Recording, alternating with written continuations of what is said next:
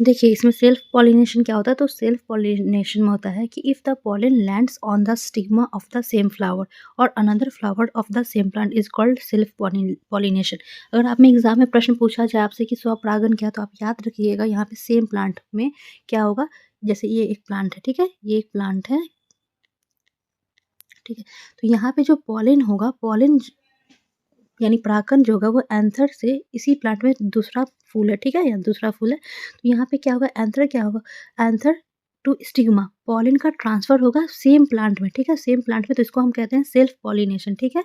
और यही अगर प्लांट चेंज हो जाएगा, सेम प्रक्रिया अपनाएंगे, प्लांट चेंज हो जाएगा, दो प्लांट अगर हम यहाँ पे लेते हैं, ठीक है ना, दो प्लांट हो गए, यहाँ भी ये ये एक प्लांट और ये दूसरा प्लांट, ठीक है, तो जब यहाँ से पॉलन यहाँ के एंथर से इसके स्टिग्मा पे आएगा, तो इस प्रोसेस को कहते हैं क्रॉस पॉलिनेशन, क्योंकि ये क्रॉस करके जा रहा है ना, ये क्रॉस पॉलिनेशन होगा। जब सेम प्लांट पे पॉलन ग्रेन ट्रांसफर होगा तो उसको हम कहेंगे सेल्फ पॉलिनेशन का एग्जाम्पल है। लेकिन यही जब दूसरे प्लांट में जाएगा, इस प्लांट से इस प्लांट में जाएगा, तो इस प्रक्रिया को क्या कहते हैं, क्रॉस पॉलिनेशन। ये आप याद रखिएगा, ठीक है। चलिए आगे बढ़ते हैं।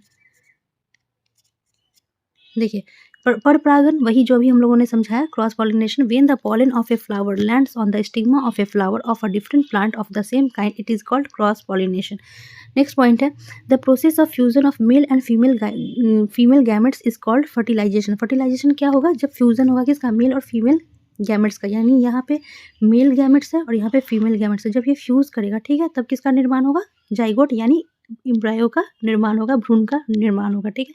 यहाँ तो कोई दिक्कत आप लोगों को नहीं है, ठीक है, हम लोगों ने इसे पहले भी डिस्कस किया है।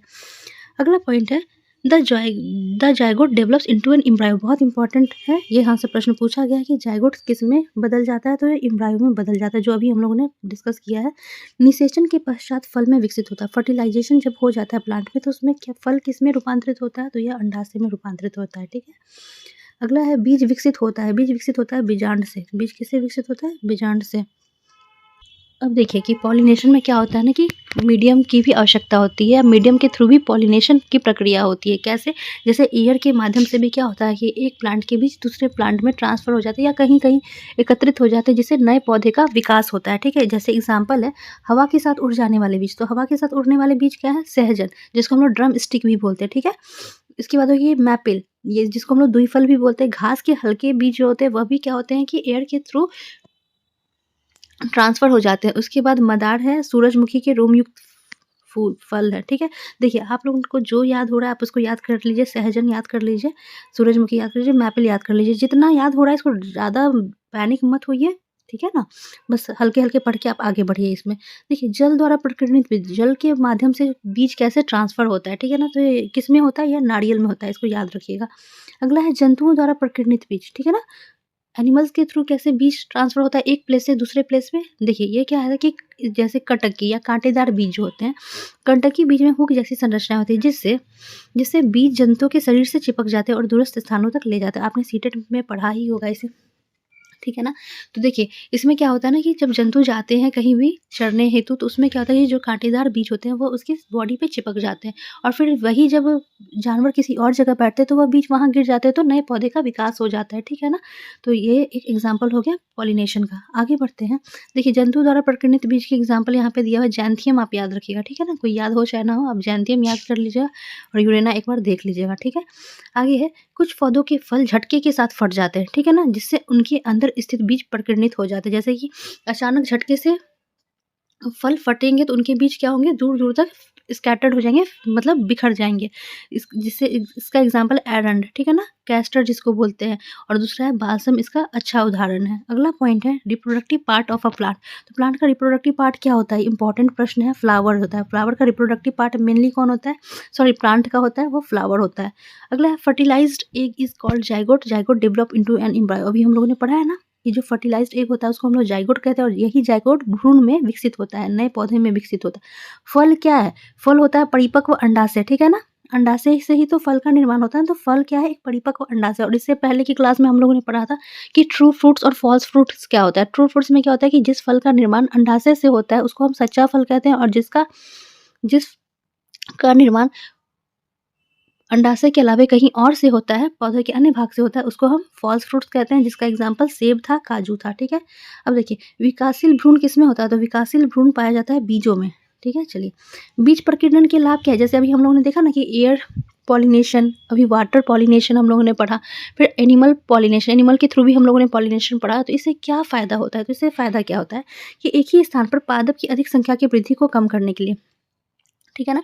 एक ही मान लीजिए एक ही प्लेस पर अगर बहुत सारे प्लांट हो जाएँगे तो उनमें क्या होगा, उनमें कॉम्पिटिशन होगा, ठीक है ना। तो कॉम्पिटिशन होने से क्या होता है ना कि उसकी जो लाइफ स्पैन की क्षमता है वो कम हो जाएगी, ठीक है ना। चलिए उसके बाद है सूर्य के प्रकाश, जल और खनिजों के लिए स्पर्धा को कम करने में, जैसे कि सारे प्लांट्स में कॉम्पिटिशन होगा तो सब क्या करेंगे, एक दूसरे को कम्पीट करेंगे किस चीज़ में, प्रकाश लेने में, जल लेने में और खनिज लेने में, ठीक है ना। तो इस तरह से क्या होता है कि ये इनके लिए नेगेटिव इम्पैक्ट डालता है। अगला है कि नए आवासों के अधिग्रहण में सहायक। अब देखिए एक ही जगह पे एक प्लांट एक ही जगह पे पाया जा रहा है और दूसरे कहीं पे नहीं पाया जा रहा, तो एक समय में क्या होगा कि जब प्रतिस्पर्धा के कारण वो एक दूसरे को खत्म करते जाएँगे और एक दिन वह विलुप्त हो जाएगा। तो यही ये जो एयर पॉलिनेशन होता है या वाटर पॉलिनेशन होता है, इसके माध्यम से क्या होता है कि जब यही बीज दूसरे स्थान पे जाएँगे तो वहाँ पे प्रतिस्पर्धा कम होगी, तो वो अच्छे से विकसित होंगे, ठीक है ना। तो इससे क्या होता है कि अस्तित्व का गुण उनका बना रहता है। चलिए आगे बढ़ते हैं। अब हम लोग फिजिक्स की दुनिया में प्रवेश करते हैं, ठीक है। देखिए यहाँ पे है कि किसी वस्तु द्वारा एकांक समय में तय की गई दूरी कहलाती है, ठीक है। तो एकांक समय में तय की गई दूरी क्या कहलाती है, चाल कहलाती है, ठीक है। अगर यही रहता कि किसी वस्तु द्वारा एकांक समय में निश्चित दिशा में तय की गई दूरी, तो जब निश्चित दिशा की बात होती है तो उसे हम क्या कहते हैं, वेग कहते हैं। क्या कहते हैं, वेग, ठीक है। चलिए स्पीड का फॉर्मूला क्या होता है, डिस्टेंस अपॉन टाइम। आपको पता है कि speed is a scalar quantity और वेलोसिटी क्या होता है, vector quantity. Velocity vector quantity क्यों होती है, क्योंकि उसमें दिशा हो जाता है, और जहाँ दिशा और परिमाण दोनों हो वह कौन सी राशि होती है, सदिश राशि होती है, ठीक है ना। चलिए अदिश राशि क्या होती है, जिसमें परिमाण तो होता है लेकिन दिशा नहीं होता है, ठीक है। चलिए जैसे स्केलर क्वांटिटी के एग्जांपल आप एक याद रखिएगा, pressure, pressure is a scalar quantity, BPSC में पूछा हुआ प्रश्न है, ठीक है ना। दाब क्या है, एक अदिश राशि है। चलिए फोर्स क्या है, वेक्टर क्वांटिटी है। वॉल्यूम क्या है, स्केलर क्वांटिटी है। ये सब आप दिमाग में एक बार अच्छे से पढ़ रखिएगा और एक बार बुक में पढ़ लीजिएगा, ठीक है। अगला पॉइंट है, इसको अभी हम लोग को नहीं पढ़ना है, ठीक है। ऐसे एक बार एक लाइन बता ही देती हूँ। एक अमावस्या से अगली अमावस्या के बीच के समय की माप माह के रूप में की गई है, ठीक है ना। एक अमावस्या से अगली अमावस्या के बीच में जो हम समय मापते हैं वो मंथ में मापते हैं, ठीक है। मंथ में, एक लाइन बस देख लीजिएगा। अगला पॉइंट है 1 ईयर क्या होता है, एक साल किसको कहते हैं, जितने समय में पृथ्वी सूर्य की परिक्रमा पूरी कर लेती है, ठीक है ना। जितने समय में पृथ्वी सूर्य की परिक्रमा कर लेती है उसको हम क्या कहते हैं, 1 वर्ष कहते हैं, ठीक है। चलिए अगला है सभी घड़ियों में किस गति का उपयोग होता है, तो घड़ियों में किस गति का उपयोग होगा, पीरियोडिक मोशन यानी आवर्ती गति का, ठीक है ना। चलिए उसके बाद है जैसे सिंपल पेंडुलम, इसका एग्जांपल हो गया। अगला है समय का मूल मात्रक क्या है, मूल मात्रक यानी एसआई यूनिट। एसआई यूनिट की संख्या कितनी होती है, 7 होती है, ठीक है ना। समय का मूल मात्रक क्या है, सेकंड है। टेम्परेचर का क्या होता है, केल्विन होता है। लुमिनस इंटेंसिटी किसका है, लुमिनस इंटेंसिटी का कैंडेला, ठीक है। अमाउंट ऑफ सब्सटेंस का एसआई यूनिट क्या है, मोल है, ठीक है। यहाँ तक आप लोगों को नहीं प्रॉब्लम है। द्रव्यमान का केजी है, लंबाई का मीटर है। ये सब छोटे छोटे फैक्ट्स आप याद रखिएगा।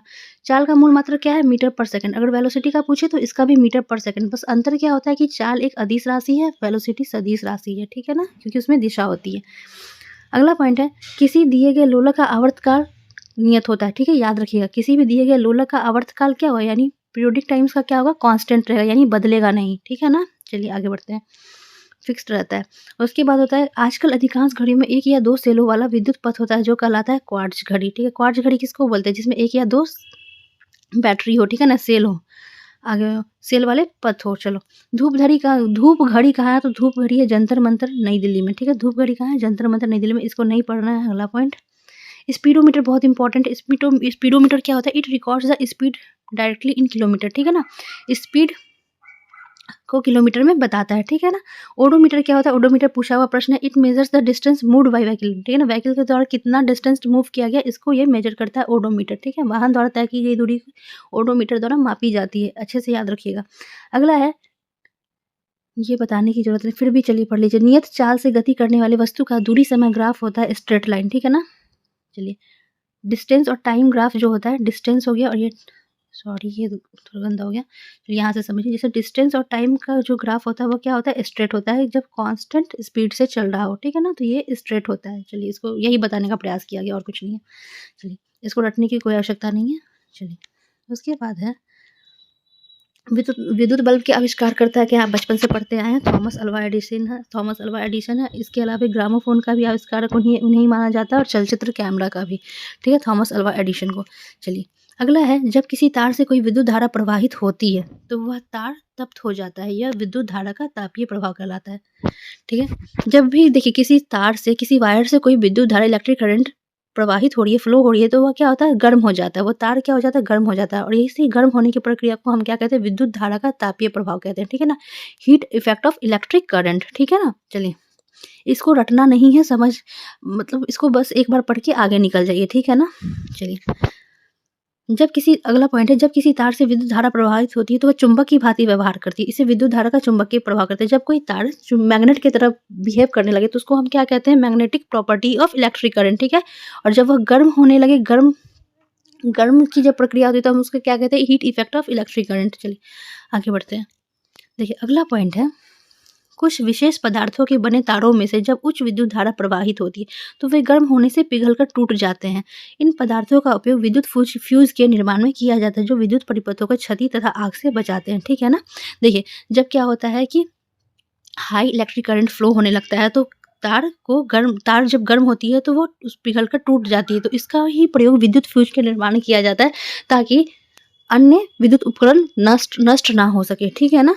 चलिए आगे बढ़ते हैं। अगला है कि लोहे के किसी टुकड़े पर विद्युत, इसको पढ़ने की भी कोई ज़रूरत नहीं है।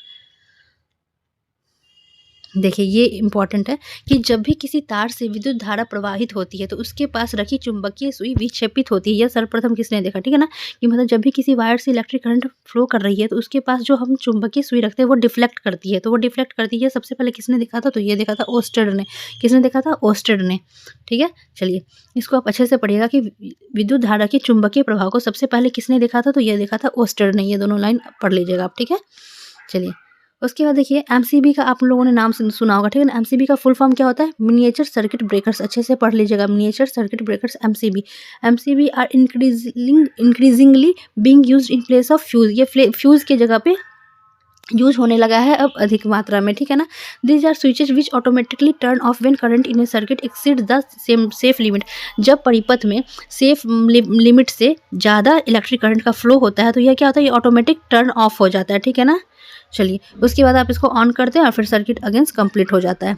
इसको बस एक बार पढ़ लीजिएगा, एमसीबी का full form miniature circuit breakers, ठीक है ना। चलिए ये सर्किट को ब्रेक कर देता है, क्यों, फ्यूज जब हो बचाने के लिए। उत्पादों को मानक चिन्ह कौन प्रदान करता है, कोई भी प्रोडक्ट को मानक चिन्ह प्रदान करता है भारतीय मानक ब्यूरो, जो कि नई दिल्ली में है। अगला है कि प्रतिदीप्ति नलिकाओं एवं सीएफएल में पारे का वाष्प होता है। क्या होता है, किसका वाष्प होता है, पारे का वाष्प होता है, जो कि विषैला होता है, ठीक है ना। प्रतिदीप्ति नलिकाओं में क्या रहता है, पारे का वाष्प होता है, इसे पूछा हुआ प्रश्न है, ठीक है ना। फ्लोरोसेंट ट्यूब्स भी बोलते हैं। अच्छा सीएफएल का फुल फॉर्म क्या होता है, आप इसको देखेंगे, ठीक है, इसको याद कर लेंगे। चलिए क्योंकि इसमें पारे का वाष्प होता है और ये विषैला होता है, इसलिए इसका निपटारा क्या होता है, सावधानी पूर्वक करना चाहिए। चलिए यहाँ पे एलईडी का फुल फॉर्म आप याद रखेंगे। एलईडी का फुल फॉर्म क्या होता है, लाइट इमिटिंग डायोड, ठीक है, लाइट इमिटिंग डायोड। देखिए आप लोग सोनार का भी फुल फॉर्म याद रखेंगे। सोनार का फुल फॉर्म क्या होता है, साउंड नेविगेशन एंड रेंजिंग। सोनार का फुल फॉर्म क्या होता है, साउंड नेविगेशन एंड रेंजिंग। इसका उपयोग कौन करते हैं, नौसंचालक में प्रयोग होता है इसका सोनार का प्रयोग, ठीक है, इसको देख लीजिएगा। इसका फुल फॉर्म एलईडी का full form light emitting diode. चलिए आगे बढ़ते हैं। आपको पता है light travels along a straight line, ठीक है। चलिए ये सब पढ़ने की ज़रूरत नहीं है अभी फ़िलहाल के लिए। देखिए इसमें इंपॉर्टेंट ही चीज़ों को पढ़ते हैं, ठीक है ना। समय बहुत कम है, पूरा कॉन्सेप्ट पढ़ने लगेंगे, लाइट में तो बहुत टाइम लग जाएगा, ठीक है ना। देखिए अवतल दर्पण द्वारा जो प्रतिबिंब बनता है वो क्या होता है, साइज में बिंब जो वस्तु होगी उससे छोटा बनेगा या बड़ा भी हो सकता है, ठीक है ना। चलिए अवतल दर्पण द्वारा बना प्रतिबिंब क्या होगा, वास्तविक होगा या आभासी हो सकता है। चलिए अवतल दर्पण का उपयोग कहाँ कहाँ होता है, तो ये दंत विशेषज्ञ द्वारा प्रयोग दांतों को बड़ा दिखाने में, ठीक है ना। चलिए आँख, कान, नाक इन सब के इलाज में, गले का निरीक्षण करने वाले डॉक्टर किसका उपयोग करते हैं, अवतल दर्पण का। इसके अतिरिक्त अवतल दर्पण का प्रयोग होता है टॉर्च, कार तथा स्कूटर के हेडलाइट्स में, ठीक है ना, याद रखिएगा। टॉर्च, कार तथा स्कूटर के हेडलाइट्स में अवतल दर्पण का प्रयोग होता है, ठीक है ना। उत्तल दर्पण क्या होता है, अधिक क्षेत्र के दृश्य का प्रतिबिंब बना देता है, ठीक है ना, ज़्यादा एरिया को कवर करता है कौन, उत्तल दर्पण। अतः यह चालकों को पीछे के अपेक्षाकृत अधिक क्षेत्र के वाहनों को देखने में सहायता करते हैं, ठीक है ना। चलिए ये क्या होता है, साइड मिरर के रूप में यूज होता है कौन, उत्तल दर्पण, ठीक है ना, क्योंकि वो काफ़ी एरिया को कवर करता है। चलिए अवतल दर्पण का उपयोग हेडलाइट्स में, गाड़ियों के। अब देखिए उत्तल लेंस को अभिसारी लेंस क्यों कहा जाता है, ठीक है ना? उत्तल लेंस को अभिसारी लेंस इसलिए कहा जाता है कि उस उत्तल लेंस उस पर पड़ने वाले प्रकाश को अंदर की ओर मोड़ती है, ठीक है ना? प्रकाश को क्या करेगी? ये अंदर की ओर मोड़ेगी, इसलिए इसे अभिसारी लेंस कहते हैं। अवतल लेंस अपसारी लेंस क्यों कहलाती है? क्योंकि यह अवतल लेंस आपतित प्रकाश को अपसारित यानी बाहर की ओर मोड़ती है, इसलिए इसे अपसारी लेंस कहते हैं। बस इसको एक बार पढ़ लीजिए, इससे ज़्यादा इसको याद करने की ज़रूरत नहीं है, बस पढ़ लीजिए। देखिए अवतल लेंस द्वारा बना प्रतिबिंब कैसा होगा? ये होगा आभासी होगा, सीधा होगा तथा बिंबीय साइज से छोटा होगा। चलिए, इंद्रधनुष में कितने कलर होते हैं? 7 कलर होते हैं। विबज्योर जिसको हम लोग बोलते हैं, ठीक है? विबज्योर इसमें V for violet, I for indigo, B for blue, G for green, Y for yellow, O for orange और आर फॉर रेड। इसी को हिंदी में हम लोग कहते हैं बैजानी, पी नाला, ठीक है ना? चलिए, हम इंद्रधनुष तभी देख सकते हैं जब आपकी पीठ हो, कब? इंद्रधनुष आप कब देखेंगे? जब आपकी पीठ हो सूर्य की ओर। अगला है प्रिज्म। प्रिज्म में क्या होता है कि यह सूर्य के प्रकाश की एक किरण पुंज को 7 वर्णों में विभक्त करती है, ठीक है ना? यानी सूर्य के प्रकाश के एक किरण पुंज को वह 7 वर्णों में विभक्त करती है। देखिए मान लीजिए एक ये प्रिज्म है, ठीक है? ये प्रिज्म है, एक मोनोक्रोमेटिक लाइट जाता है और इसको ये विभक्त कर देता है 7 वर्णों में, ठीक है? चलिए, ठीक है? ये प्रिज्म हो गया, एक मोनोक्रोमेटिक लाइट गया और इसको ये विघटित कर देगा 7 टाइप्स में, ठीक है? चलिए 7 रंग में इसको बाँट देगा और इसमें नीचे वाला भी हो जाएगा वायलेट, इंडिगो, ब्लू, ग्रीन, इसी तरह क्रमशः आप लोग समझ गए होंगे। आगे बढ़ते हैं। सूर्य के प्रकाश में 7 वर्ण विद्यमान है, ऐसे प्रकाश को श्वेत प्रकाश भी कहते हैं, ठीक है? मोनोक्रोमेटिक लाइट में क्या होता है, यानी श्वेत प्रकाश में क्या होता है कि 7 वर्ण विद्यमान होते हैं, ठीक है ना? इसलिए इसको श्वेत प्रकाश भी कहते हैं। 7 वर्णों वाली डिस्क को जब तेजी से घुमाया जाता है, तो वर्ण आपस में मिल जाते हैं तथा डिस्क श्वेत सी प्रतीत होती है। इस डिस्क को सामान्यतः कौन सा डिस्क कहते हैं? न्यूटन की डिस्क कहते हैं, ठीक है? न्यूटन की डिस्क कहते हैं। चलिए, अगला है जो प्रतिबिंब पर्दे पर प्राप्त किया जाता है उसको हम लोग वास्तविक प्रतिबिंब कहते हैं, ठीक है ना? पर्दे पर प्राप्त प्रतिबिंब को कहते हैं वास्तविक प्रतिबिंब। जिसको हम नहीं प्राप्त कर सकते हैं उसको आप कहते हैं आभासी प्रतिबिंब। अवतल दर्पण क्या होता है? वास्तविक तथा उल्टा प्रतिबिंब बनाता है। अवतल दर्पण में जो प्रतिबिंब बनता है वह कैसा बनता है? वास्तविक और उल्टा, ठीक है? चलिए, इसके बाद आगे बढ़ते हैं। ये सब हम लोगों ने पढ़ाई है। देखिए एक फैक्ट है कि विश्व जल दिवस कब मनाया जाता है? तो ये मनाया जाता है 22 मार्च को। विश्व जल दिवस कब मनाया जाता है? 22 मार्च को। देखिए, अंतर्राष्ट्रीय अलवण देखिए अंतर्राष्ट्रीय अवलवन जल वर्ष कब मनाया गया था? तो यह मनाया गया वर्ष 2003 में, ठीक है ना? अंतर्राष्ट्रीय अवलवन जल वर्ष 2003 में मनाया गया है। उसके बाद अंतरिक्ष से देखने पर पृथ्वी का रंग कैसा दिखाई देता है? तो अंतरिक्ष से देखने पर पृथ्वी का रंग नीला दिखाई देता है। अगला पॉइंट है पृथ्वी की सतह का लगभग कितना प्रतिशत जल से ढका हुआ है? तो 71% पृथ्वी का सतह जल से ढका हुआ है। चलिए, उसके बाद अलवण जल यानी जिसको हम लोग ताजे जल की मात्रा कहते हैं। पृथ्वी पर उपलब्ध जल की कुल मात्रा कितना परसेंट है? 0.006% है, 0.006% है, ठीक है? चलिए, अलवण जल की मात्रा कितनी है? 0.006%। उसके बाद है ग्राउंड वाटर के बारे में दिया हुआ है, ठीक है ना? इस सब को अभी पढ़ने की ज़रूरत नहीं है, समय बहुत कम है। चलिए ये देखिए बावड़ी क्या होता है? बावड़ी एक पारंपरिक तरीका है किस लिए? जल भंडारण और जल की पुनः पूर्ति के लिए। यानी वाटर को स्टोर करने के लिए और वाटर को रिसाइकिल करने के लिए बावड़ी यूज़ किया जाता है, ठीक है ना? चलिए, ड्रिप सिंचाई व्यवस्था क्या है? ड्रिप सिंचाई व्यवस्था क्या है? कम व्यास के पाइपों द्वारा पौधों को पानी देने की तकनीक है जो सीधे उनकी ज़रूरत तक जल पहुँचाती है। देखिए, होता क्या था ना कि सिंचाई में बहुत ज़्यादा पानी यूज़ करने से पानी वेस्ट होता था, तो इसी समस्या को दूर करने के लिए ड्रिप टेक्निक लाई गई। इससे क्या होता है कि प्लांट को पानी भी अच्छे से पहुँच जाता है, उसकी रूट तक पानी चला जाता है और पानी वेस्ट भी नहीं होता है क्योंकि इसमें कम डायमीटर के पाइप का प्रयोग किया जाता है, ठीक है ना? चलिए, अगला पॉइंट है एनसीईआरटी में एक कॉन्सेप्ट था कि रुक्मावती नदी और उसकी अनेक सहायक नदियों पर 18 चेक डैम बांध बनाकर कहाँ के लोगों ने जल एकत्रित किया तथा एकत्रित जल से मृदा में अंतःस्रवण की दर को बढ़ा दिया, जिससे जल भरों की पुनः पूर्ति भी हो गई तथा पानी को व्यर्थ होने से बड़ी मात्रा में बचाया गया। तो यह है गुजरात के कच्छ में, ठीक है? आपको बस इतना याद रखना है, रुक्मावती नदी कहाँ पे है? गुजरात के कच्छ में, ठीक है ना? अब इससे रिलेटेड कोई भी बात रहेगी तो आप उसको कनेक्ट कर पाइएगा, ठीक है? चलिए आगे बढ़ते हैं। इस लाइन को नहीं पढ़िए क्योंकि इतना आपको याद नहीं रहने वाला है। अगला है जल चक्र द्वारा क्या होता है? जल की आपूर्ति बनी रहती है, ठीक है? अब ये सब आपको नहीं पढ़ना है, अभी पढ़ने का समय भी नहीं है, ठीक है? टीआरई 3 के लिए हम लोग पढ़ रहे हैं तो इतना समय अभी इस पे देना व्यर्थ है। अगला है फूड चेन, ठीक है? फूड चेन में आप याद रखिएगा ग्रास होगा, ग्रास को कौन खाएगा? इंसेक्ट्स खाएगा, इंसेक्ट्स को कौन खाएगा? फ्रॉग खाएगा और फ्रॉग को कौन खाएगा? स्नेक्स और स्नेक्स को कौन खाएगा? ईगल। यही एक फूड चेन है, इसको अच्छे से आप रट लीजिएगा, ठीक है? क्रम से जाने के लिए बोलेगा, इसको आप याद रखिएगा। पहले आप ग्रास रखेंगे, इंसेक्ट्स रखेंगे, फ्रॉग, स्नेक्स, ईगल। चलिए, सभी खाद्य श्रृंखलाएँ क्या होती है? परस्पर संबंध होती है। आपको इसमें एक लिंक दिख रहा है ना? Grass, insects, frog, snake, eagle, ठीक है ना? तो ये क्या है, परस्पर एक-दूसरे से कनेक्ट है। यदि किसी एक खाद्य श्रृंखला में कोई विघ्न पड़ता है तो यह अन्य श्रृंखलाओं को प्रभावित करता है। मतलब अगर इसमें एक भी इफ़ेक्ट किसी एक जीव पर पड़ा, ठीक है ना? तो इससे क्या होता है, सारे जीव इफ़ेक्ट होते हैं, ठीक है ना? चलिए यही बताने का प्रयास किया गया। अगला है, मशरूम और अन्य सूक्ष्मजीव मृत पादपों और जंतु ऊतकों को खाते हैं और इन्हें एक गहरे रंग के पदार्थ में परिवर्तित कर देते हैं जिसे ह्यूमस कहते हैं, ठीक है ना? चलिए आगे बढ़ते हैं। पादपों और जंतुओं के द्वारा पादपों और जंतुओं के मृत शरीर को ह्यूमस में परिवर्तित करने वाले सूक्ष्मजीव अपघटक कहलाते हैं। इसको याद रखिएगा, डिकम्पोजर, ठीक है ना? डिकम्पोजर। इस प्रकार ये सूक्ष्मजीव वन में महत्वपूर्ण भूमिका निभाते हैं, ठीक है? चलिए, मृत शरीर को ह्यूमस में बदलने वाले सूक्ष्मजीव को क्या कहते हैं? बहुत इंपॉर्टेंट है, अपघटक, याद रखिएगा, ठीक है ना? चलिए, अगला पॉइंट है, वनों को हरे फेफड़े हम लोग क्यों कहते हैं, ठीक है ना? चलिए, ये क्यों कहते हैं? क्योंकि पादप प्रकाश संश्लेषण के दौरान O2 रिलीज़ करते हैं। आपको पता है ना, प्रकाश संश्लेषण की प्रक्रिया के दौरान ऑक्सीजन रिलीज़ होती है। इस प्रकार पादप जंतुओं के लिए ऑक्सीजन उपलब्ध कराने में सहायक होते हैं, ठीक है ना? पादप क्या होते हैं? जंतुओं के लिए ऑक्सीजन उपलब्ध कराते हैं। वे वायुमंडल और ऑक्सीजन और कार्बन डाइऑक्साइड के संतुलन को बनाए रखते हैं, इसलिए वनों को हरे फेफड़े कहते हैं, ठीक है ना? वायुमंडल में ऑक्सीजन और CO2 के संतुलन को बनाए रखने के कारण वनों को क्या कहते हैं? हरा फेफड़ा कहते हैं, ठीक है? चलिए आगे बढ़ते हैं।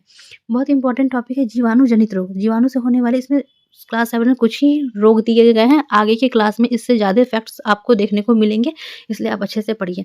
देखिए, जीवाणु जनित रोग क्या होता है? हैजा हो गया और टाइफाइड हो गया। हैजा टाइफाइड किससे होता है? जीवाणु से होता है। चलिए, टाइफाइड किसके कारण होता है? जीवाणु का नाम है यहाँ सल्मोनेला टाइफाई, ठीक है? और हैजा होता है विब्रियो कोलेरा से, ठीक है? तो आप जनरली बस इतना याद रखिएगा, हैजा किसके कारण होता है? जीवाणु से होता है। टाइफाइड किसके कारण होता है? जीवाणु से होता है। टाइफाइड का याद रखिएगा, सल्मोनेला टाइफी। प्रोटोजोआ किसके कारण होता है? पेचिस। प्रोटोजोआ से क्या होता है? पेचिस होता है, ठीक है ना? चलिए, क्लोरीन की गोली का उपयोग किया जाता है। क्लोरीन की गोली का उपयोग होता है जल शोधन में या जल को स्वच्छ करने में, वाटर को क्लीन करने में उपयोग होता है क्लोरीन की गोली, ठीक है? अपशिष्ट जल के उपचार में, जो गंदा जल होता है उसके उपचार में क्या होता है? भौतिक, रासायनिक और जैविक प्रक्रम शामिल थे। इसको याद करने की जरूरत नहीं है, नॉर्मल फैक्ट है। ये याद रखिएगा, क्लोरीन की गोली का उपयोग क्या होता है? वाटर को क्लीन करने में, वाटर को फिल्टर करने में।